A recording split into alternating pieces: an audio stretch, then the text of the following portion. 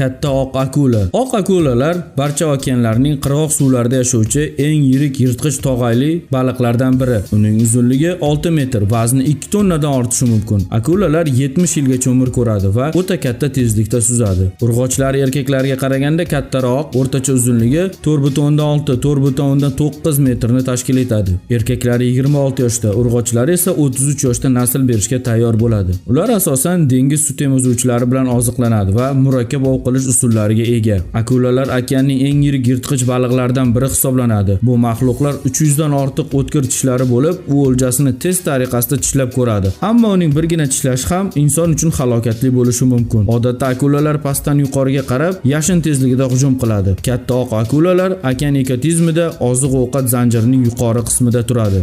Barchamiz akulalar haqida juda ko'p kinolar ko'rganmiz, lekin ular hayotda kinodagidan ham ancha xavfli va qo'rqinchliroqdir.